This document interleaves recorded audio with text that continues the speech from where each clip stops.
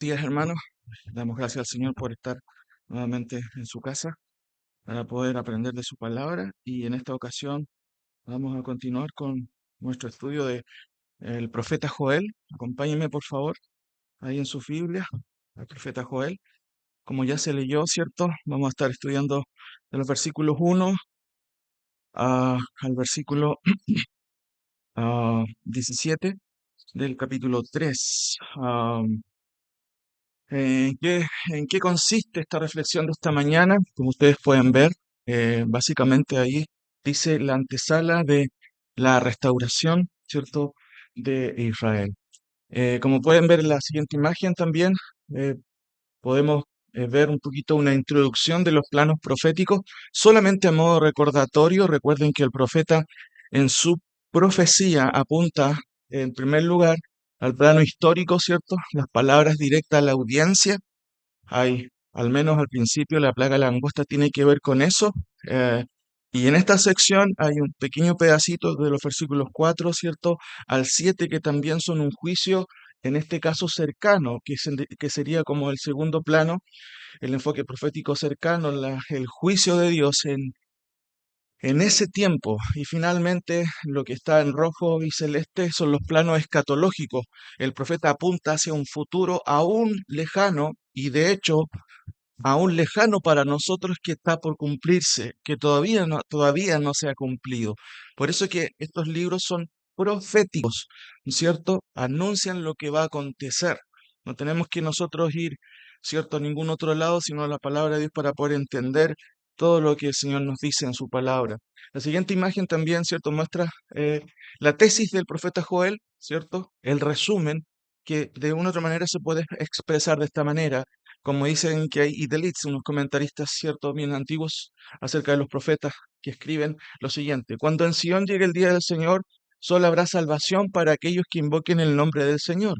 Y entonces todas las naciones que han mostrado hostilidad en contra de la heredad de Jehová serán juzgadas en el valle de Josafat.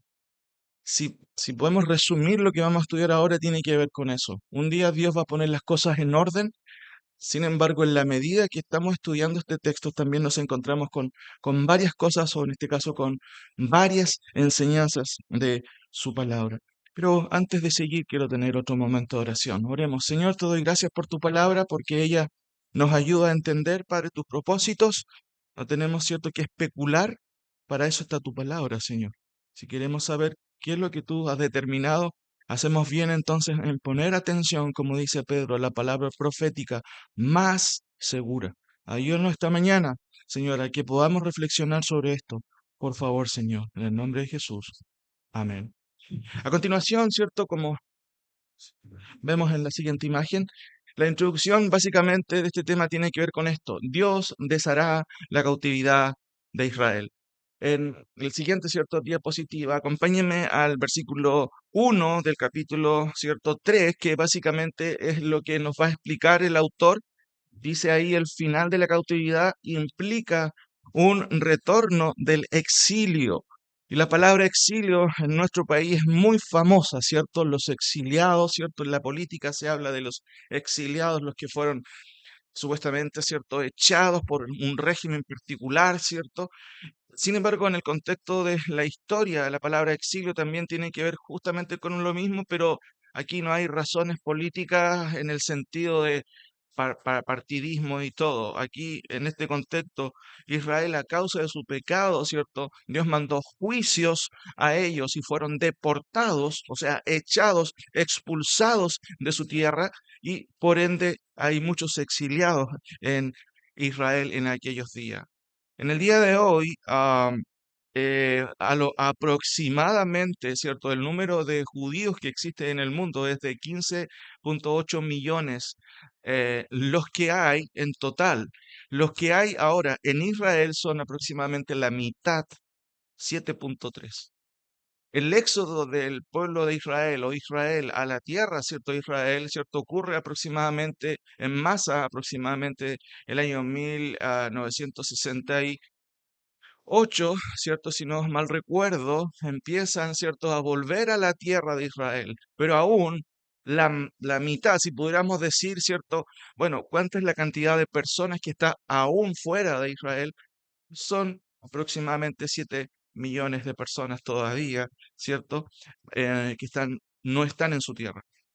Eso es muy interesante porque la profecía declara que un día todos van a volver a su pueblo. Y ese dato es muy importante para entenderlo. Pero notemos un primer punto, ¿cierto? Dios traerá del cautiverio a su tierra. Leamos el versículo 3 y vamos a ir combinando un poquito con algunas citas paralelas. Porque he aquí que en aquellos días y en aquel tiempo en que haré volver la cautividad de Judá, y esa palabra volver significa que Él va a anular la cautividad o el exilio, y esto incluye exilio de Judá y de Jerusalén. Si me acompañan también a Amós 9:14, que está a continuación, Amós 9:14, vamos a ver un par de versículos también paralelos que nos ayudan a entender, porque esto justamente nos ayuda a entender, valga la redundancia, que están en consenso, en concordancia los profetas. Nadie escribe como se le da la gana. Todos fueron inspirados por el Señor y nos dicen lo mismo. Noten lo que dice el versículo 14 de Amós. Y traeré del cautiverio a mi pueblo Israel. Y esta sección de Amós, cuando la estudiemos, nos vamos a dar cuenta de que es escatológica. No es histórica, es escatológica. Pero miren lo que dice el texto. Y traeré del cautiverio a mi pueblo Israel y edificarán ellos las ciudades asoladas, y las habitarán, plantarán viñas, y beberán el vino de ellas, y harán huertos, y comerán el fruto de ellos. Fíjense el escenario que se nos presenta. Volvamos a Abdías. De hecho, nosotros ya estudiamos, ¿cierto?, el libro de Abdías. Fue el primer profeta que estudiamos. Y noten también lo que se señala ahí en ese profeta. El profeta Abdías, versículo 17, ¿cierto? Es una sección cortita en ese sentido. Al profeta Abdías nos dice también, aunque también Ageo, Zacarías, Sofonías y Abacú también casi nos dicen lo mismo. ¿Se acuerdan que estuvimos viendo en ese contexto? En el versículo 17 en adelante, más en el monte de Sión habrá un remanente que se salve, será santo y la casa de Jacob, perdón, recuperará sus posesiones. Eso está hablando justamente desde el punto de vista escatológico. Pero noten el versículo 18 y 19 que estuvimos viendo en detalle en el primer estudio de la profecía. La casa de Jacob será fuego y la casa de José será llama y la casa de Esaú estopa y los quemarán y los consumirán y aun el resto quedará de la casa de Esaú, ¿cierto? Un antiguo enemigo de Israel, ¿cierto? Y los del Neyet, y fíjense ahí, eso tiene que ver con la restitución de su tierra, poseerán el monte de Esaú y los de Cefela a los filisteos poseerán también los campos de Efraín y los campos de Samaria y Benjamín a Galaad, y los cautivos de este ejército de los hijos de Israel poseerán los de los cananeos hasta Sarepta, y los cautivos de Jerusalén que están en Sefarat poseerán las ciudades del Neyet. Y termina Abdías diciendo, y subirán salvadores al monte de Sión, salvadores de Sión, de Israel, para juzgar al monte de Saúl, y el reino será de Jehová. Ese escenario nunca ha ocurrido porque aquí se habla de una recuperación total de la geografía del terreno que Dios dio a Abraham, a sus herederos, a Jacob, ¿cierto? Isaac, Jacob y todos los patriarcas, ¿cierto? Como promesa para el futuro. Por supuesto, su pecado interfirió. Por eso que, hermanos, que siempre el pecado interfiere en las bendiciones. Si bien es cierto, aquí vemos cuestiones que tienen que ver con Israel, pero hay principios que son transversales para todos. La Biblia dice, ¿cierto?, que no se engañéis, Dios no puede ser burlado, todo lo que el hombre sembrare, ¿se acuerda lo que dice después? Eso va a cosechar. Entonces, este es un principio que se ve de manera transversal. El segundo punto dice, Dios los volverá a juntar y los reunirá. Busquemos Miqueas, por favor. Miqueas como un pasaje paralelo, porque esto es parte de lo que está señalando en el primer versículo. Después vamos a avanzar rápido, ¿cierto? Miqueas, ¿cierto? Capítulo 4, versículos 6 al 8. Dice, en aquel día, esta expresión también siempre habitualmente se refiere a los últimos días. Nosotros estamos viviendo en los últimos días, de acuerdo a Juan, los postreros días. Pero aquí, en aquel día se refiere al final de estos postreros días, cuando ya, ¿cierto?, la iglesia no esté y comience todo, ¿cierto?, el juicio de Dios del gran día de Jehová. ¿Qué dice este texto? En aquel día, dice Jehová, juntaré a la que cojea y recogeré a la descarriada, refiriéndose a Judá e Israel. Y a la que afligí y pondré a la coja como remanente, ¿cierto? Judá, y a la descarriada como nación robusta, y Jehová reinará, dice el texto, sobre ellos en el monte de Sión, desde ahora y para siempre.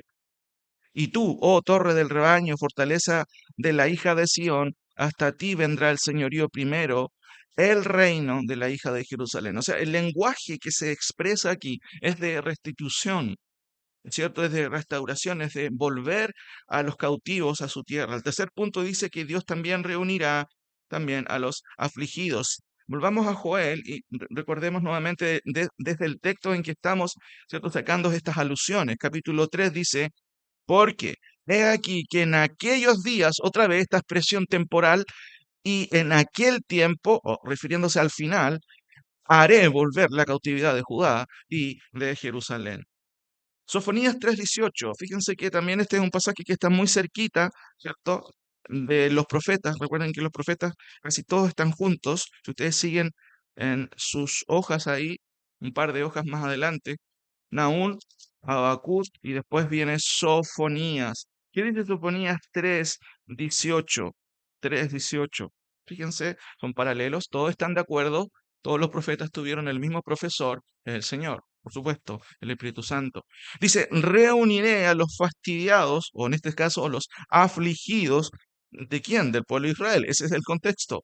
Por causa del largo tiempo, tuyos fueron para quienes el oprobio de ella era una carga. He aquí, en aquel tiempo yo apremiaré a todos tus opresores y salvaré a la que cojea y recogeré la descarriada y os pondré por alabanza y por renombre en toda la tierra. En el día de hoy, ¿cuántos piensan o qué piensa el mundo, cierto? O en este caso los reyes, los presidentes de Israel. ¡Uf! Antisemitismo total. Pero miren lo que dice el texto, en aquellos días Dios va a poner a Israel por renombre, ¿cierto?, en toda la tierra. Noten lo que dice el 20. En aquel tiempo yo os traeré. ¿Quién va a traer? O sea, ¿quién los esparció? Dios los esparció, pero también los va a volver. Y dice el texto, en aquel tiempo os reuniré yo, pues os pondré para renombre y para alabanza entre, otra vez se repite, las naciones o entre todos los pueblos de la tierra, cuando levante vuestro cautiverio delante de vuestros ojos, dice Jehová. Van a ver lo que voy a hacer. Es muy parecido a lo que pasó con el pueblo de Israel, ¿cierto? Cuando sale de Egipto. Había seguramente dentro del pueblo de Israel incrédulos también, no, pero ¿cómo va a ser posible que Dios haga esto? Pero miren qué increíble la historia, cómo Dios sacó a ese pueblo de algo que era imposible para ellos. Y aquí se va a volver a repetir en el futuro cuando Él ponga entre los pueblos de la tierra por renombre a su pueblo que escogió. Cuarto, y fíjense que los autores están en la misma línea. Vamos al Nuevo Testamento, Mateo 24, y ya estuvimos viendo algo de ello. Mateo 24, por favor.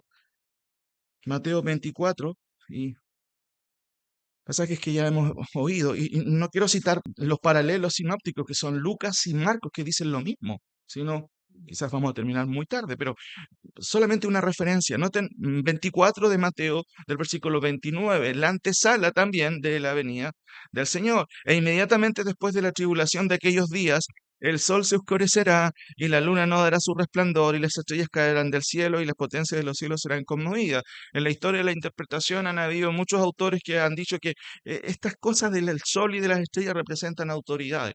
Pero el texto es tan explícito y no podemos entenderlo de otra manera. Por eso nuestra interpretación es gramático, histórico, literal. A menos que el contexto diga, ¿cierto? Y inmediatamente después de la tribulación de aquellos días, algo que se parece al sol se oscurecerá. ¿Cómo dice su Biblia? El sol se oscurecerá. No hay forma de llegar a otra conclusión. Y las estrellas son las estrellas, la luna adora su resplandor.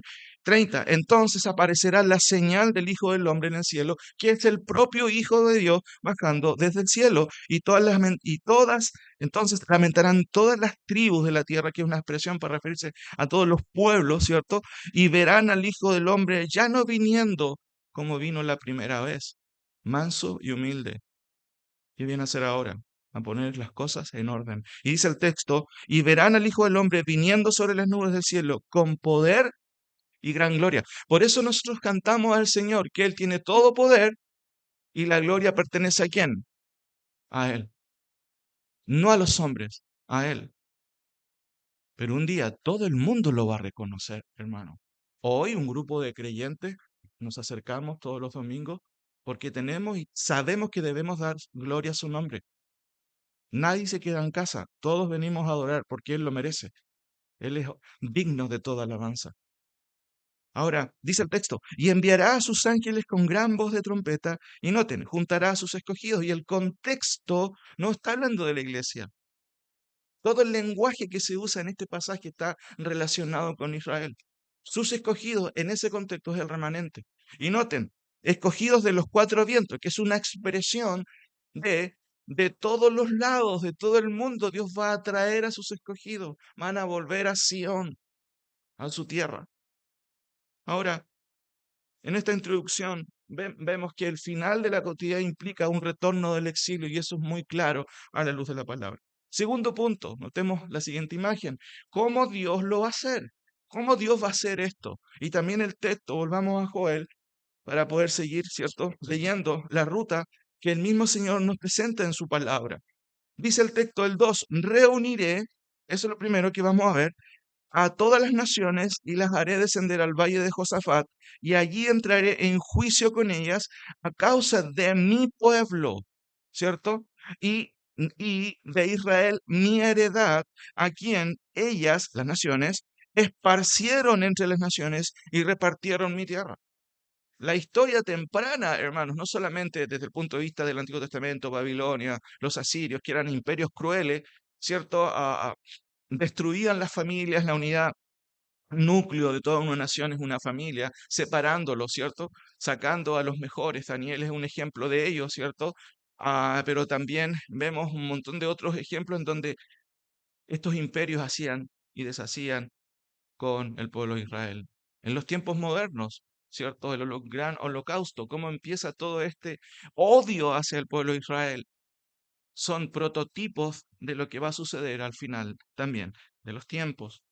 Entonces, el primer punto, Dios reunirá a las naciones para juicio a causa de su heredad y dice, Dios, ¿cierto? Instigará y despertará a las naciones. Eso es lo que va a hacer. ¿Cómo lo va a hacer Dios? Acompáñenme ahí a Joel 3, versículo 9. Noten que Dios es el que habla por medio del profeta. Ahora, quiero explicar algo que seguramente usted se está preguntando. Dios instigará y despertará. ¿Qué es instigar? Instigar significa inducir o incitar o provocar a una persona para que realice alguna acción particular, ¿cierto? Y noten las acciones. ¿Quién incita a las naciones? Versículo 9. ¿Quién está invitando a este conflicto? Es Dios. Proclamad entre las naciones, ¿cierto? Y noten, proclamar qué cosa, guerra. A ver, ¿cómo? Dios está haciendo eso. Claro, por la dureza de los corazones. Dios los incita a hacer algo que ellos ya tienen en su corazón. Incitar a alguien. Proclamad entre las naciones, proclamad guerra, despertad a los valientes, acérquense, vengan todos, ¿cierto? Los hombres de guerra. Y noten el versículo 12, lo mismo. Ahí vemos un concepto teológico, instigar. Despiértense las naciones y suban al valle de Josafat, ¿cierto? Porque allí me sentaré para juzgar a todas las naciones de alrededor. Y lo que vemos ahí, ¿cómo Dios va a hacer esto? Bueno, Dios mismo junta a las naciones. Seguramente Aunque no lo inviten a la ONU, al Señor, no se va a hacer problema, ¿cierto? Todas se van a concertar, porque el que gobierna el mundo, hermanos, es Dios. Y eso significa que gobierna todo y a todos, porque Él es soberano, no el hombre. Segundo, Dios ya determinó reunir a las naciones y acompáñenme a Sofonías. ¿Y por qué lo pongo de esa manera? Amós, Abdías, Jonás, ¿cierto? Miqueas, Sofonías. Aquí vamos a aprender a encontrar los libros también, ¿cierto? Del Nuevo Testamento. Sofonías. Noten lo que dice capítulo 3, versículo 8. El lenguaje de Sofonía es súper fuerte, muy fuerte. Vamos a llegar a estudiar a este profeta también. Pero noten lo que dice Sofonías por medio del profeta. Por tanto, esperadme, dice Jehová, hasta el día que me levante para juzgaros. Está hablando de las naciones. Porque mi determinación, esa palabra determinación es potente. No dice mi inclinación o mi sentimiento. No, es una decisión, ¿cierto? Irrevocable. Mi determinación, ¿qué cosa?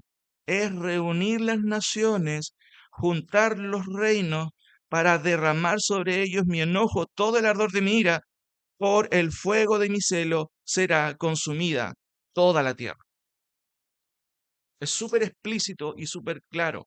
¿Qué dice Joel? Volvamos a Joel. Miren, parece que estuvieran de acuerdo los profetas, claramente. Dice Joel, capítulo 3, versículo 2, reuniré a todas las naciones y las haré descender al valle de Josafat y ahí entraré en juicio con ellas a causa de mi pueblo. 3, Dios condenará a las naciones. Ya lo viene diciendo. El primero, Dios integrará y despertará a las naciones. El segundo, Dios ya determinó reunir a las naciones. Esto también lo dice. Y el tercer punto, ¿cierto? Dice que Dios condenará a las naciones. Y miren qué interesante. Está en nuestras Biblias. Mateo 25. Notemos, por favor. Mateo 25. Saltémonos otra vez al Nuevo Testamento. Mateo 25, versículo 31, que es una expansión del capítulo 24 de las últimas cosas. Mateo 25, versículo 31. Cuando el Hijo del Hombre venga en su gloria y todos los santos ángeles con él, entonces se sentará en su trono de gloria. Y noten, este me da un complemento de lo que venimos estudiando. Y serán reunidas delante de él quienes, otra vez, todas las naciones, y apartará los unos de los otros como aparta el pastor las ovejas de los cabritos. Esto es el juicio de las naciones, porque hay varios juicios en lo que es la profecía escatológica, pero aquí está hablando de las naciones. Este es su contexto. Y pondrá las ovejas a su derecha y los cabritos a su izquierda. Aquí no está la iglesia presente. La iglesia ya ha sido salvada, ya ha sido rescatada por el sacrificio de Cristo. Por eso es tan importante, ¿cierto? En el día de hoy, ¿cierto? Creer en el Señor. Por eso es muy importante creer al Señor. Cuando Él dice, cierto, el que cree en mí tiene vida eterna y no vendrá a condenación. Esa palabra condenación en griego es la palabra crisis y tiene que ver justamente con juicio, juicio de un juez, de un tribunal.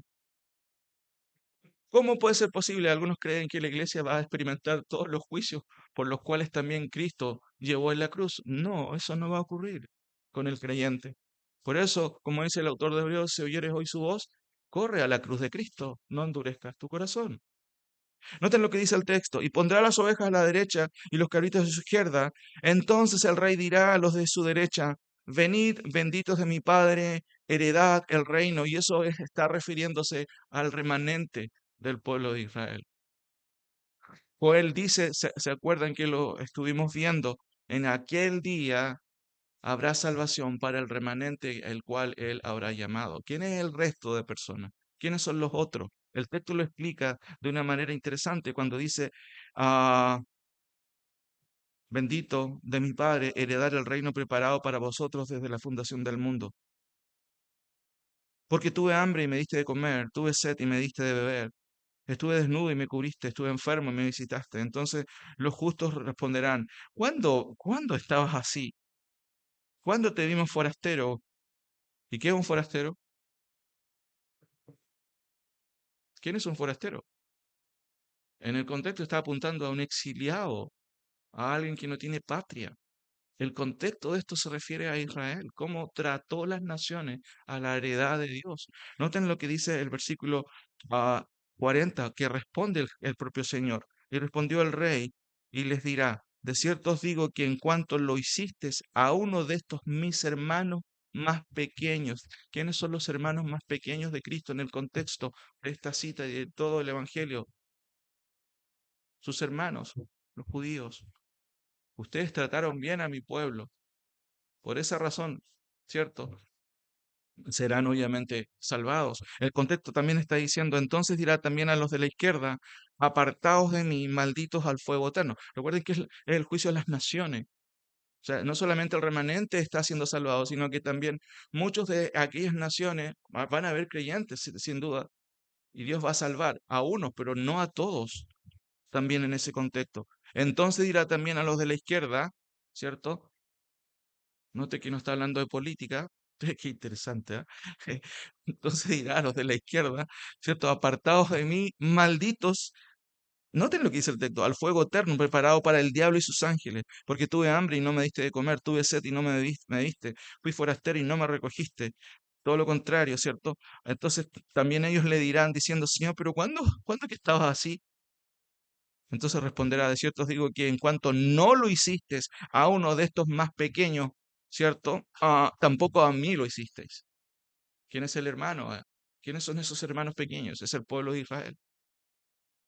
Ahora, volvamos, hermanos, en el cuarto punto. Dios unirá a todos los reyes de la tierra. Y acompáñenme a Apocalipsis, ¿cierto? Permiso, hermano Saúl, voy a pasar por Apocalipsis un rato. Apocalipsis capítulo 16, versículo 12. Fíjense en el contexto de derramamiento de las copas. Recuerden que en Apocalipsis hay una triada de juicios. Están la apertura de los 6 sellos, que no son sellos de caramelo o de chocolate, no, son sellos de qué? De juicio. ¿Cierto? Después vienen las 7 trompetas y al final las copas de ira. ¿Qué les suena a eso? Ira divina. Y en ese contexto ya estamos en la sexta copa, dice el versículo 12, el sexto ángel derramó su copa sobre el gran río Éufrates y el agua a este se secó para que estuviese preparado el camino a los reyes del oriente. Y vi salir de la boca del dragón y de la boca y de la bestia, de la boca del falso profeta, 3 espíritus inmundos de maneras de ranas. Puestos son espíritus de demonios que hacen señales y van a los reyes de la tierra, ojo, en todo el mundo. ¿Para qué? Para reunirlo. Qué interesante. Por un lado, Dios incita a las naciones y a Satanás que reúna a las naciones, pero ¿quién está en control de todo? Es Dios que concierta todo esto. Pero aquí también se nos abre un poquito, y esto es muy interesante porque esto ocurrió con el Señor, ¿se acuerdan? En el capítulo de Hechos, si me acompañan, después volvemos a Apocalipsis. Hechos capítulo 1, hay algo muy interesante en este pasaje, perdón, Hechos capítulo 2, cuando Pedro, ¿cierto?, toma la prerrogativa al tomar el micrófono, ¿cierto? Y él dice en el capítulo 2, versículo 22, después de explicar el contexto de Pentecostés, varones israelitas, ¿cierto? De hecho, ya se ha dirigido a ellos en, en un par de ocasiones anteriores, ¿cierto? Fíjense en el 14, entonces Pedro poniéndose en pie con los 11 alzó la voz y habló diciendo, varones judíos y los que habitáis en Jerusalén, el resto de los que estaban ahí. Y otra vez se refiere a los varones israelitas. Oíd estas palabras, Jesús Nazareno, varón aprobado por Dios entre vosotros con las maravillas, prodigios y señales que Dios hizo entre vosotros por medio de él, como vosotros mismos sabéis, a este entregado por el determinado consejo y anticipado conocimiento de Dios, prendisteis y matasteis. Wow, wow, esto es como un poco difícil de entender, a lo mejor en primeras luces. ¿Quién mató al Señor? Y esta es una respuesta múltiple. ¿Quién mató al Señor? ¿Los romanos? Fíjense lo que dice el texto. A este entregado por el determinado consejo y anticipado conocimiento. Dios, hermanos, hizo este plan para la salvación de los hombres, usando la maldad de los hombres. Eso es lo que está diciendo el texto. Pero saben que la respuesta incluso es mucho más profunda. ¿Quién mató al Señor? Usted mató al Señor, yo maté al Señor, porque Él murió por mis pecados o no. A veces podemos enfrancarnos en una respuesta teológica, no, de acuerdo a la teología. No, hermanos, yo maté al Señor porque Él murió por mis pecados horribles. Nunca tenemos que pensar, ah, no, los romanos fueron los que mataron. Pilato, hermano, usted es cómplice de eso. Yo soy cómplice de eso porque Cristo murió por mis pecados. Por eso yo le doy gracias a mi Señor por haberme salvado. No solamente los romanos fueron los culpables, administrativamente hablando. Dios murió por usted, por mí, por mis pecados. Dios reunirá a los reyes. Volvamos a Apocalipsis, por favor. Miren lo que dice Apocalipsis 16. 14, pues son espíritus de demonios que hacen señales y vean a los reyes de la tierra para reunirlos a la batalla de aquel gran día del Dios Todopoderoso. He aquí, yo vengo como un ladrón, dice el Señor. Bienaventurado el que vele y guarda sus ropas para que no anden desnudos y vean su vergüenza. Lavar las ropas implica correr a Cristo. Aún en ese contexto, sin duda, Dios va a salvar a judíos y seguramente a otras personas que no son del pueblo de Israel, que van a comprender también. Pero nota el 16. Y los reunió. ¿Quién reúne? ¿Quién esparce? Dios hace eso. Y los reunió en el lugar que en hebreo se llama Armagedón. O sea, todos los autores, hermano, apuntan a esta gran batalla, a esta gran conflagración de naciones que piensa que está haciendo lo correcto. Pero ¿quién es detrás, el director de todo? Es Dios. Dios instigará y despertará a las naciones. Dios ya determinó reunir a las naciones. Dios condenará a las naciones y Dios unirá a todos los reyes de la tierra. Segundo punto de este análisis, ¿cierto? Dios les preparará un escenario cósmico espantoso, hermanos. Fíjense, volvamos a Joel. En el capítulo anterior, Joel 2, noten por favor, el capítulo 2, versículo 10. Describiendo esta conflagración de este ejército que se une, que pisotea a cualquiera, que aplasta, ¿cierto? Es muy parecido a la ilustración de las langostas, porque las langostas frente a ellas tienen pasto verde, pero miras lo que pasa detrás de las langostas y queda la nada. Queda en la desolación. Bueno, este ejército se comenta y Joel dice, mira, este ejército, delante de este ejército es todo un huerto del Edén, pero detrás es un desierto asolado. Y el versículo 10 dice, delante de él, de este ejército, de él, temblará la tierra, se estremecerán los cielos y el sol y la luna se oscurecerán y las estrellas retraerán su resplandor y Jehová dará su orden de delante de su ejército porque muy grande es su campamento, fuerte es el que ejecuta su orden, porque grande es el día de Jehová y muy terrible, ¿quién podrá soportarlo? Espantoso, dicen otros profetas también. Entonces, aquí ¿qué es lo que vemos? Habrá un caos total. 2:1, noten, tocad trompeta en Sión y dad alarma en mi santo monte. ¿Qué dice el texto también? ¿Cierto? Tiemblen todos los moradores de la tierra, porque viene el día de Jehová, porque está cercano, hay caos. Hoy, en el día de hoy, incluso en Israel, cuando Israel es atacado, ¿cierto?, por misiles, se encienden bocinas en toda la ciudad, ¿cierto?, como una alerta, ¿para qué? Para que la gente baje a los búnkeres y se proteja. En el lenguaje del contexto, Joel está diciendo, toca trompeta en Sion. Y no es una trompeta, ¿cierto?, para un cumpleaños, es porque viene el día terrible de Jehová. Y esto implica caos. Claramente caos. Y solamente basta recordar lo que estamos aprendiendo en Apocalipsis también, ¿cierto? Que nos está enseñando hermano Saúl, cómo la gente huye, cómo la gente es aplastada. De hecho, acompáñame solamente por un momento, Apocalipsis 6, por favor, Apocalipsis 6.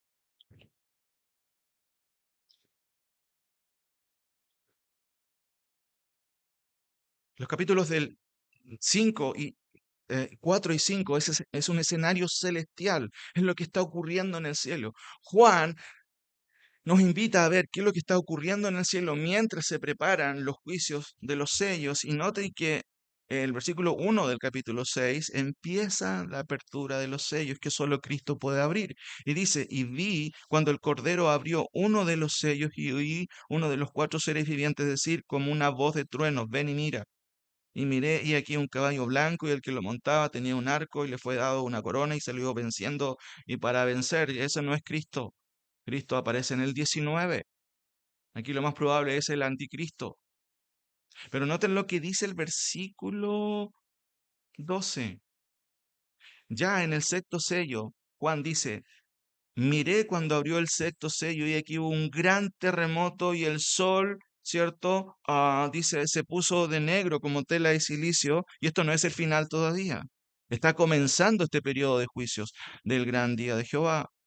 Y la luna se volvió como sangre y las estrellas del cielo cayeron sobre la tierra como la higuera deja caer los higos cuando es sacudida por un fuerte viento. Y el cielo se desvaneció como un pergamino que se enrolla y todo monte y toda isla se removió de su lugar. Qué interesante. Esto no son artificios, hermanos. No, esto es lo que va a ocurrir. Y los reyes de la tierra, noten, los reyes de la tierra, y podemos cambiar y actualizarlo, las naciones, los presidentes, la ONU va a estar desesperada. ¿Qué podemos hacer? ¿Cómo podemos arreglar todo esto que está ocurriendo? Y dice el texto, y los grandes, los ricos y los capitanes, los poderosos y todo siervo y todo libre se escondieron en las cuevas y entre las peñas de los montes. ¿Por qué? ¿Por qué se esconden? Y nota lo que dice el versículo, dice, y decían a los montes, ya pierden la cordura, empiezan a hablar con los montes, y decían a los montes y a las peñas, por favor, caigan sobre nosotros y escondernos del rostro de aquel que está sentado sobre el trono de la ira. ¿De quién? Del Cordero. ¿Quién es el Cordero? Es Cristo. ¿Por qué razón? Versículo 17. Porque el gran día de su ira, ¿cierto?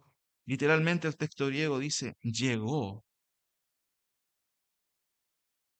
Era cierto lo que se predicaba. ¿Por qué no hicimos caso antes?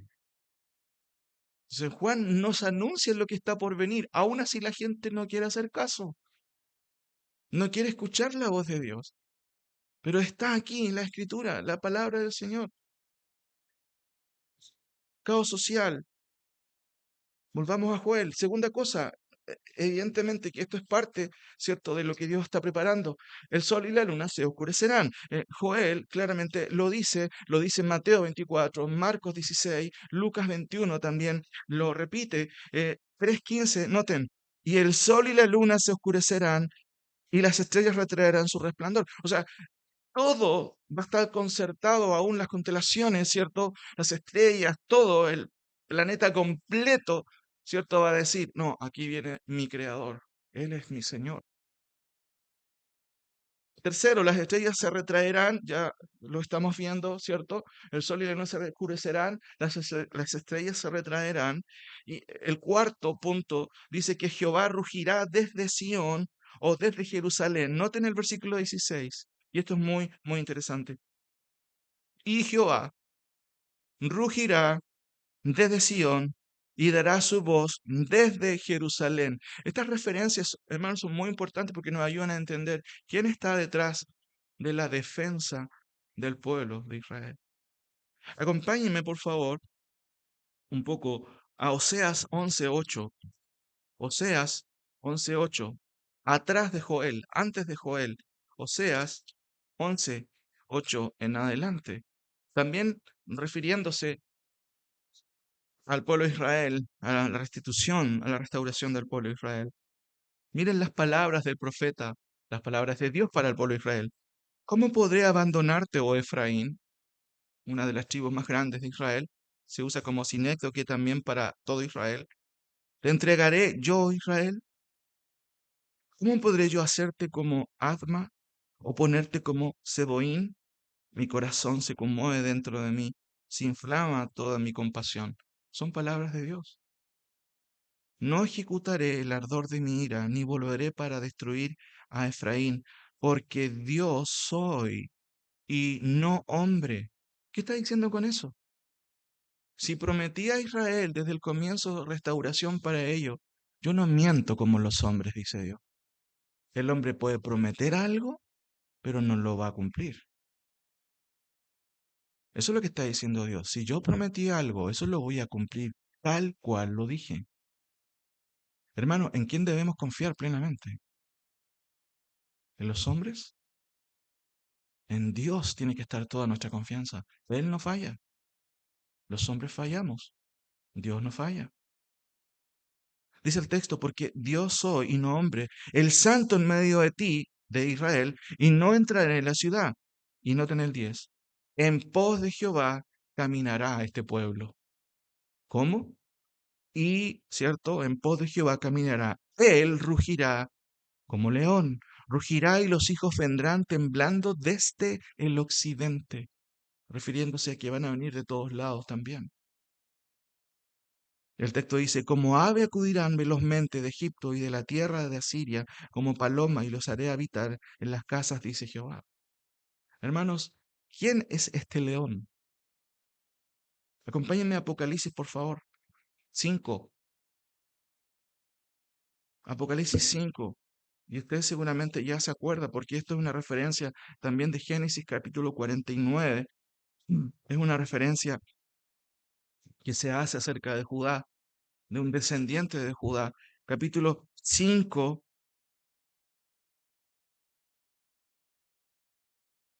versículo 5. Y uno de los ancianos me dijo, no llores, ¿cierto? He aquí que el león de la tribu de Judá, la raíz de David, ha vencido para abrir el libro y desatar los sellos. ¿Quién es el león, hermanos? Es Cristo. ¿Quién rugirá? Es Cristo. En Joel, volvamos a Joel, noten lo que dice el texto. Joel 3. ¿Cómo lo hará el Señor? ¿Cierto? Ahí ya estamos viéndolo, ¿cierto? Dios reunirá a las naciones para su juicio, pero Dios también preparará un escenario terrible, cósmico y espantoso. Habrá caos social. El sol se oscurecerá, las estrellas se retraerán, pero Jehová rugirá desde Sión. Cristo, hermanos, va a hacer eso. Cristo rugirá. El texto dice, y Jehová rugirá desde Sión y dará su voz desde Jerusalén y temblarán los cielos y la tierra. Apocalipsis 19 dice que de su espada sale una espada aguda para herir a las naciones. Hermano, no es una espada literal, es su palabra. Lo que él va a decir se va a cumplir en el acto. Solo él puede hacer eso. Jesús hizo eso en tierra cuando decía a la gente, eres sanado, y la gente que era sanada por su palabra. Finalmente, el punto 6, y Jehová será la salvación de Israel. Noten el versículo 16 completo. Jehová rugirá desde Sión y dará su voz desde Jerusalén. Hay un paréntesis, hermanos, que es el capítulo 4, versículo 4 y versículo 6. Déjenme explicar esto antes de ir a la conclusión. Porque, de hecho, los juicios de Joel son cíclicos, apunta hacia el futuro cercano, y dependiendo, ¿cierto?, de la vuelta, apunta al juicio lejano, escatológico. Pero aquí da otro ejemplo histórico de lo que va a ocurrir en el futuro, porque dice, y también, ¿qué tengo yo con vosotros, Tiro y Sido, y todo el territorio de Filistea? Ustedes no se me van a escapar. Eso es lo que está diciendo Dios. Ustedes hicieron muy mal a mi pueblo, y el texto dice, ¿queréis vengaros de mí? Y dice, y si de mí os vengáis, bien pronto haré yo recaer la paga sobre vuestra cabeza, porque habéis llevado mi plata y mi oro y mis cosas preciosas y hermosas, metisteis en vuestros templos y vendisteis a los hijos de Judá y los hijos de Jerusalén, a los hijos de los griegos, para alejarlos de su tierra. He aquí, yo os levantaré del lugar donde los vendisteis y volveré vuestra paga sobre su cabeza, así como ustedes hicieron con mi pueblo Israel, les va a pasar lo mismo. Y venderé vuestros hijos y vuestras hijas a los hijos de Judá, y ellos los venderán a los sabeos, nación lejana, porque Jehová ha hablado. ¿Qué tengo yo contigo, cierto, Tiro y Sidón y Filistea? Hermanos, en el año 345, estos pueblos fueron aplastados por el imperio persa con Artajerjes, y se cumplió ahí literalmente este juicio histórico, pero está apuntando hacia el futuro. Él está diciendo, voy a juntar a las naciones. Pero no te olvides, Tiro y Sidón y Filistea. No, no voy a pasar por alto tu pecado. Hermanos, Dios no pasa por alto el pecado no arrepentido. Por eso que una lección para nosotros es no dejar de pedir perdón al Señor si hemos fallado. Arrepentirnos, ¿cierto? A tiempo.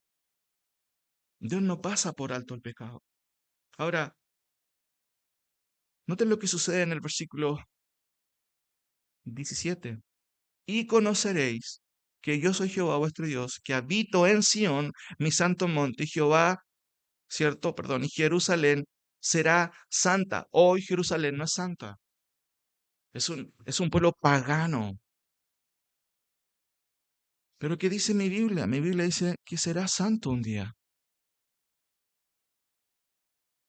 Y dice más, y extraños no pasarán más por ella. Pero no termina aquí, y aquí se cumple justamente este binomio de juicio y restauración. Versículos 18 al 21. ¿De qué manera restaurará Dios a Israel? Esto no lo puedo ver ahora, porque si no estaríamos una hora más. Vamos a verlo en otro tema. Pero déjenme concluir, hermano, justamente con un par de conclusiones aquí. El gran problema de la iglesia, ¿cierto?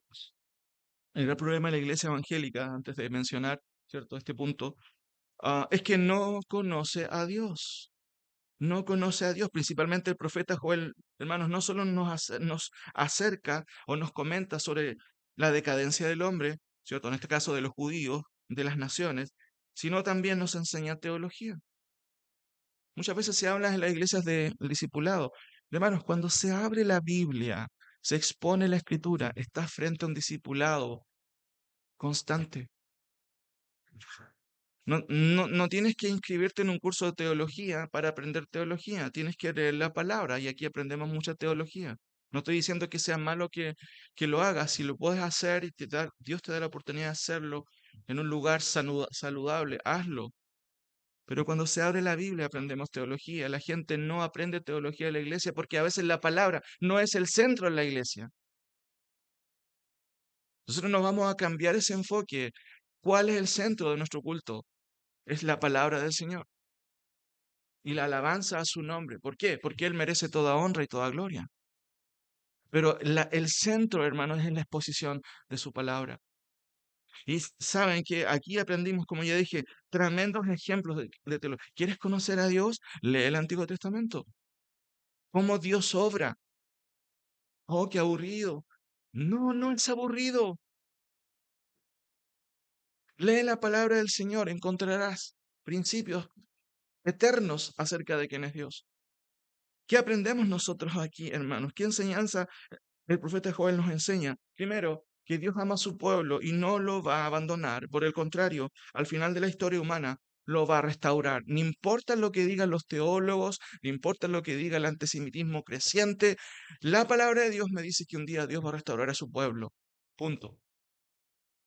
Segundo, Dios determinó el final de la historia y sus etapas, ¿cierto? Nada está fuera de su control, todo va tal cual Dios lo ha planeado.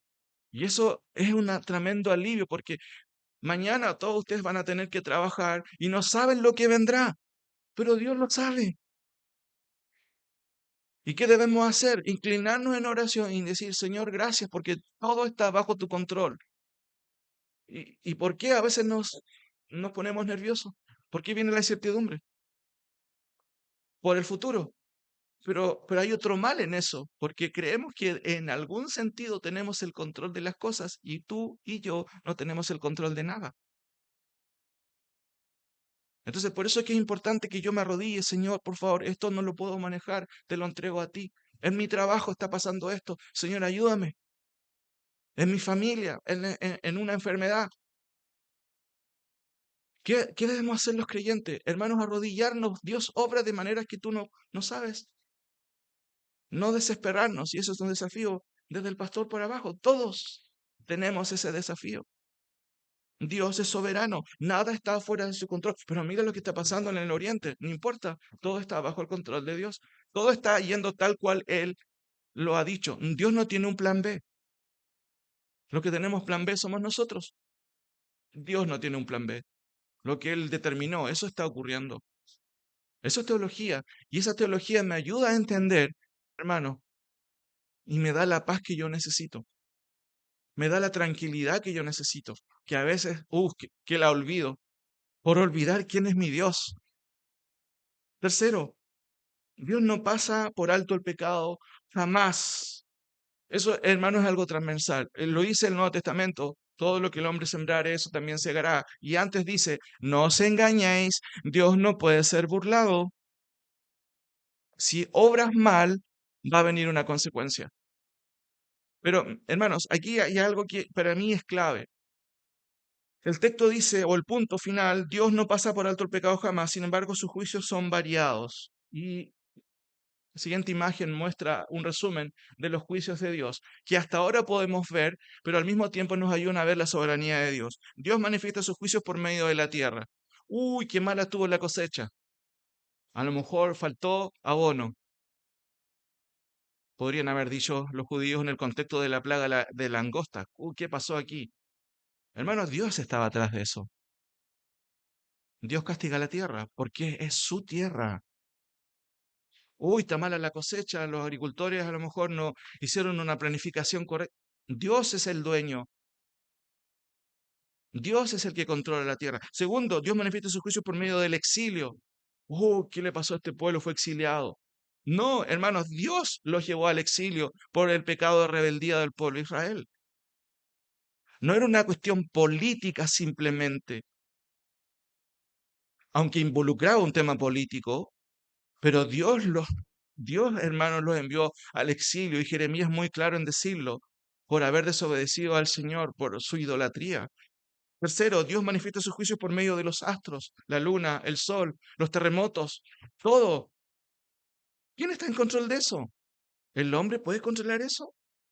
No, pero se nos ocurre pensar de que no, tenemos cierto control.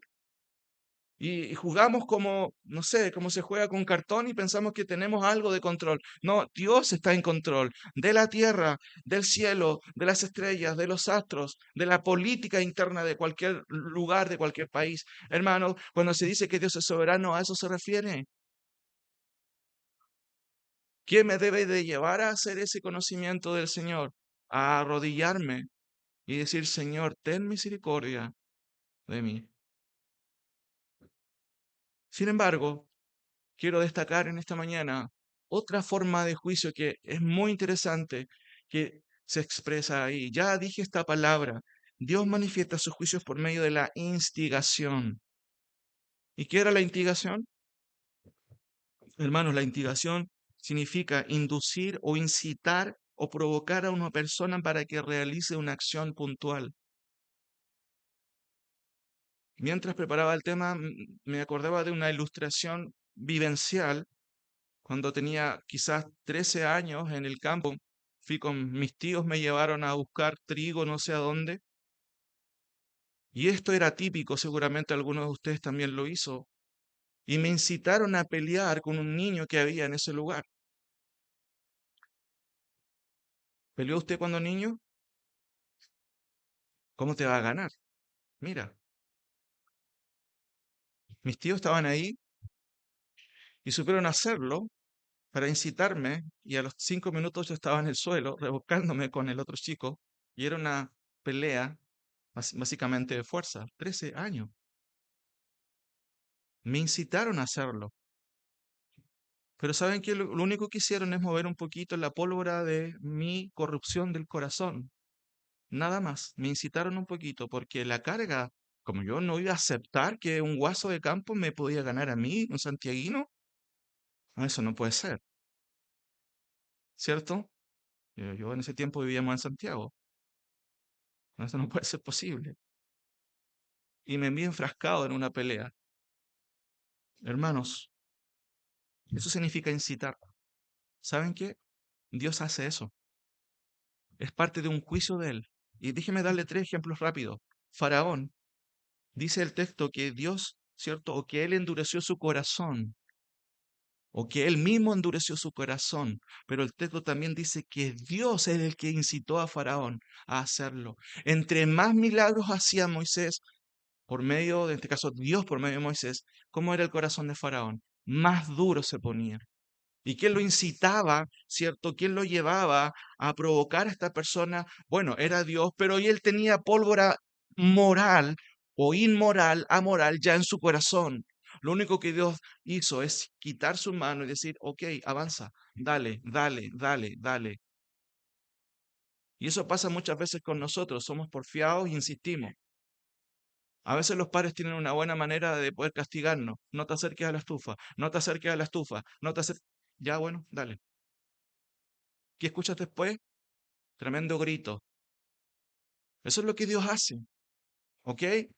¿Quieres insistir? Dale. Pero hay un caso bien interesante, hermanos, en Primera de Reyes capítulo 11. Si quieren acompañarme antes de terminar. Primera de Reyes, ¿cierto? Más bien Primera de Reyes capítulo 12. Solamente apúntenlo ahí y voy a comentar solamente un par de cosas. Segunda de Reyes capítulo 12. ¿Qué se relata en este contexto? En Primera de Reyes capítulo 12, la división del reino. Ustedes seguramente quienes leen la palabra del Señor conocen que el reino se fue degradando y fue en decadencia, específicamente por el reino de Salomón, quien tuvo muchas mujeres por un lado, pero por otro lado que fue un idólatra. Pero también la causa de toda su ceguera empezó a subir los impuestos a un nivel que el pueblo ya no podía más. Y a la muerte de él, su hijo Roboán, ¿cierto? Tomó el poder y la política interna, diríamos, del pueblo o del país y tuvo la opción de cambiar la política, ¿cierto? Y tuvo dos opciones. Pidió consejo a los ancianos y pidió consejo a los jóvenes. Sin embargo, hizo algo terrible. No tomó el consejo de los más sabios, sino que buscó el consejo de sus amigos jóvenes. ¿Y qué es lo que hizo? Los ancianos le dijeron, no, baja los impuestos y vas a ganar al pueblo. ¿Qué le dijeron sus amigos? No, súbele los impuestos. De hecho, súbeselos más. ¿Qué pasó? Hubo una trifulca. El rey Robán envió, cierto, a su tesorero, Adorán, versículo 18 del capítulo 12. Sin embargo, murió apedreado. Y Robán corrió a Jerusalén. Y Jeroboán, ¿cierto? Que era el líder de las tribus del norte, ¿cierto? También, por supuesto, se fue preparando. Y el versículo 21, mire lo que dice. Y cuando Roboán vino a Jerusalén, reunió a toda la casa de Judá y la tierra de Benjamín, ¿cierto? 180.000 hombres guerreros escogidos con el fin de hacer guerra a la casa de Israel y hacer volver el reino a Roboán, hijo de Salomón. Pero vino palabra de Jehová a Semaías, varón de Dios, diciendo, y noten, aquí tengo el texto, no vayáis, le dice Dios a Roboán, ni peleéis con vuestros hermanos, los hijos de Israel. No, Roboán, no lo hagas. Y noten lo que le dice, vuélvanse para la casa, déjese de andar peleando. No, no dice eso el texto, pero noten, volveos cada uno a su casa, porque esto lo he hecho Dios o lo he hecho yo. A ver, ¿cómo? Yo lo que estoy leyendo es que aquí hay una rebeldía y una dureza y una falta de sabiduría de parte de Robán tremenda. Pero el texto me dice que Dios quebró el reino. Dios endureció el corazón de Robán. Noten lo que dice el versículo 15 del capítulo 12. Y no oyó Roboán al rey, o en este caso no oyó el rey al pueblo, Roboán, porque era designio de quién? De Jehová. A ver, ¿cómo es eso? Esto es como raro. Y esto es muy interesante porque esto es un juicio de parte de Dios. ¿Qué tipo de juicio es? El juicio, hermanos, justamente tiene que ver con que Dios endurece el corazón. Y déjenme mencionarles un poquito la dinámica de esto en la siguiente imagen, ¿cierto? Dios manifiesta sus juicios por medio de la instigación, en un proceso del endurecimiento. Ahí vemos la mano de Dios, invisible. Empuja a alguien a hacer lo que ya está en su corazón, ¿cierto? Rebelde, que ya no quiere escuchar y ya está endurecido. Dios manifiesta sus juicios por medio de la instigación. Y como dije, instigar significa incitar, inducir o provocar a una persona para que haga algo, ¿cierto? Particular, que de hecho ya está en su corazón. ¿Y cómo darnos cuenta nosotros de que el juicio de Dios se ha hecho patente en alguien y a la vez que Dios ha endurecido su corazón? Porque si esto, hermano, es algo terrible, es justamente es cuando Dios endurece el corazón. Y hemos de estar atentos nosotros. El autor de Hebreos lo dice varias veces. Si oyeres hoy su voz, no endurezcáis vuestro corazón. Pero ¿qué pasa cuando alguien endurece su corazón? La siguiente imagen muestra un escalafón. El primer punto del escalafón es el siguiente. Es un escalafón decadente, no ascendente. La persona no va creciendo en virtud. No, se va echando a perder, se va poniendo más duro. Y el primer escalafón de este juicio de Dios es eso. ¿Alcanzan a leerlo? ¿La pérdida de qué? De la sensibilidad. Claro, el endurecimiento del corazón es un proceso gradual donde la persona se vuelve inmune a la culpa. Yo no fui, ¿cierto? Y la corrección, y ya no siente que está equivocado. Pasó a una etapa de insensibilidad total. ¿No? ¿Yo estoy bien? ¿Tú estás mal? La pérdida de la sensibilidad. ¿Usted ha perdido la sensibilidad? Segundo escalafón decadente, pérdida de la visión. El corazón es el centro, pero se afecta a todo lo demás. Ya no empiezas, o la gente rebelde que Dios los entrega a este juicio, ya no empieza a ver con objetividad. La persona experimenta una distorsión, de hecho, de la realidad. No ve las cosas tal como son, ya no ve las cosas objetivamente y aún, de hecho, entre comillas, los profesionales de la conducta le llaman a esto sesgo cognitivo, sesgo cognitivo o signo prejuiciado también. La persona experimenta una distorsión de la realidad. No ve las cosas tal como son, sino como su corazón ya endurecido se las presenta. Y no hay vuelta y ninguna explicación que lo haga pensar de otra manera. No, yo lo veo así y punto. Pérdida de la visión. Cuando hablo de pérdida de la visión objetiva, lo que es objetivo es lo que es real, no lo subjetivo, lo que a mí me parece que es así. Ya la persona no piensa objetivamente, em, piensa, empieza a sentir, porque su corazón ya está duro, subjetivamente. No, es que fue así, po, fue así. No, es que a mí no hay nadie que me convenza de eso. Pierde la sensibilidad, la visión. Tercero, otra cosa, pierde la brújula. ¿Para qué sirve la brújula? Para saber el norte. La persona pierde el norte moral. ¿Qué significa eso? Al no sentir remordimiento, asume erróneamente que sus acciones y pensamientos son los correctos. E incluso piensa que está haciendo la voluntad de Dios. Uf, no, Dios me está guiando en esta decisión. Pero estás mal. No, el Señor me está apoyando. Eso es pérdida de la brújula moral. Y el último peldaño decadente, y podríamos añadir otros peldaños, pero déjeme resumirlo en estos cuatro. Pérdida de la sensibilidad, pérdida de la visión, la persona no ve objetivamente, ve lo que ella quiere ver, ¿cierto? Pérdida de la brújula moral, ya no existe un patrón interno, su conciencia está adormecida, viene la pérdida de la mesura. ¿Y qué es la mesura? La persona llega a un nivel de imprudencia en su conducta y falta de dominio propio que dice lo que se le ocurre decir. ¿Ha estado en peleas familiares? ¿Ha escuchado con atención qué es lo que se dice? Bueno, esa persona ya está en el último peldaño de decadencia. Perdió toda la mesura, perdió el respeto, perdió el autodominio y de hecho todo su comportamiento, aunque es dañino, se racionaliza como justo y necesario. No es que yo lo dije porque tenía que decirlo. ¿Ha escuchado eso?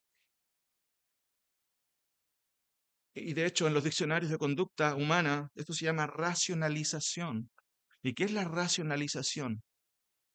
Es el acto de construir una narrativa distorsionada de los hechos para convencerme a mí mismo y a los demás de que yo no hice nada malo y era justo lo que tenía que hacer. Racionalización. Hermanos, cuando Joel dice en el capítulo 3, proclamad esto entre las naciones, despiértense las naciones. ¿Él sabe lo que está haciendo? Está instigando a corazones ya duros. Ya llegó un juicio para las naciones. Pero esto es tan aplicable para el día de hoy, para nosotros, de tener cuidado, hermanos. ¿Estoy perdiendo mi sensibilidad? ¿Escucho la voz de Dios o ya estoy poniéndome duro? Una persona dura, hermanos, está en el camino justamente de la decadencia, de este juicio. Y el mayor peligro justamente de un corazón endurecido no es solo la falta de piedad, hermanos, sino también es la incapacidad de reconocer la necesidad de cambio. No, yo estoy bien, yo no necesito cambiar. Y esa persona vive una ilusión de que está bien, ¿cierto? Y nadie le puede decir lo contrario. Es curioso, y yo lo mencioné al principio en uno de los sermones, un síntoma preliminar de la pérdida de la sensibilidad es no escuchar. Jeremías 7:27, Dios le dijo esto, y qué empatía uno debería tener con Jeremías, pero esto no está tan lejano. Jeremías 7:27, Dios le dice a Jeremías, tú pues les dirás todas estas palabras, pero no te oirán. Los llamarás y no te responderán. Les mandarás WhatsApp, pero no te los van a responder. Los llamarás por teléfono y no te van a responder, no te van a contestar. Les vas a mandar un email, no te van a querer responder. Estoy contextualizándolo, actualizándolo. ¿Saben qué? También lo dice Jeremías 28. Les dirás, por tanto, esta es la nación que no escuchó la voz de Jehová su Dios, ni admitió corrección. ¿Por qué? Porque pereció la verdad en ellos y de la boca de ellos fue cortada la verdad. Y esto es el juicio, hermanos, de instigar. Dios instiga, induce. Ah, ¿no quieres obedecer al Señor? Ok, sigue tu camino y Dios va a endurecer tu corazón. El cuidado que tenemos nosotros no solamente no distinguir esto, porque hermanos, la teología bíblica nos da discernimiento. ¿Qué significa eso? ¿Qué hacemos nosotros cuando Dios está en un juicio de este tipo? ¿Qué hacemos? Señor, te pido por Coré, Datán y Abirán, son buenos chicos, pero bueno, la verdad es que, ¿saben qué fue Coré, Datán y Abirán? Señor, te pido por Ananías y Zafira, porque bueno, en realidad cometieron un error, pero bueno, hermano, la Biblia nos da un discernimiento. Primero, de tener cuidado con nosotros mismos, de tener cuidado de perder la sensibilidad, pero por otro lado también de no ver lo malo. Hermanos, las cosas malas son malas a la luz del Señor. La palabra del Señor nos ayuda a entender, a discernir las cosas. No, no solamente aprendemos cómo Él trata lo que es malo. Dios nunca va a pasar por alto lo que es malo, aún por nuestros sentimientos. Por eso, hermanos, hemos de tener cuidado. Y quiero terminar con la última cita que aparece aquí. Amós 3:4. Miren lo que dice Joel en el versículo 16. Y Jehová rugirá desde Sión y dará su voz desde Jerusalén. Ya sabemos quién es el león de la tribu de Judá, Cristo.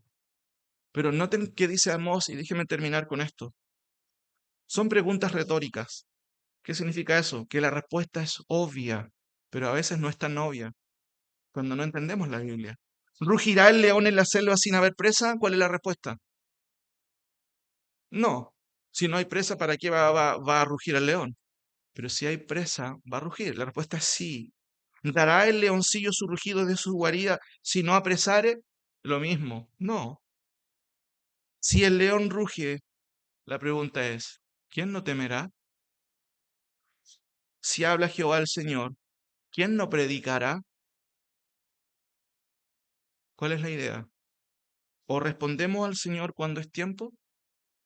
¿O va a escuchar el rugido del león? Y cuando me refiero al rugido del león, no me refiero al día escatológico. Si obras mal, Dios no va a pasar por alto. Si tú has ido en contra, primero, de la santidad del Señor, porque Dios no juega con su santidad, hermanos. Por eso, ¿qué es bueno hacer? ¿Responder al Señor? ¿Arrepentirnos o endurecernos? Eso es lo que Dios va a hacer con las naciones. Es parte de su juicio, pero sigue haciendo en el día de hoy con quien no quiere, hermanos, arrepentirse. ¿Qué es lo que debemos hacer? Oremos. Señor, te doy gracias por tu palabra, porque no solamente es una brújula para nuestras vidas. Señor, ayúdanos a entender que tú no juegas con las cosas que son tuyas. Ayúdanos a alinearnos a ti, a tu palabra, a cómo tú ves las cosas, a tu carácter, porque tú sabes muy bien, Padre, cómo son las cosas. Por eso las expresas en tu palabra. Vemos un plan tremendo, muy claro en tu palabra. No hay ambigüedad. Pero también hay lecciones que aprendimos de tu palabra que son también claras. Tú amas a tu pueblo, pero también a Israel, sin duda. Pero también, Señor, amas a todos los escogidos, amas a tu iglesia, amas a quien, Señor, se ha arrodillado y ha confesado tu nombre. Pero también, Señor, tú mandas tus juicios. Y todo lo que ocurre a veces no es casualidad, es porque, Señor, tú envías tus juicios para que la gente, el mundo, voltee su rostro hacia ti. Pero aún a nosotros, Señor, experimentamos cosas a veces difíciles para que nos volteemos hacia tu presencia y hacia tu rostro, pidiéndote perdón, buscando tu misericordia. Padre, por favor, líbranos, Señor, líbranos, Señor, por favor. Líbranos del endurecimiento. Líbranos de perder la sensibilidad. Líbranos de perder la visión de ver las cosas como tú las ves. Esto no se trata simplemente de naciones, Señor, del pueblo de Israel. También se trata de cada uno de nosotros. Porque aquí hay principios que se aplican a cada uno de nosotros para que podamos agradarte en todo. En el nombre de Jesús. Amén.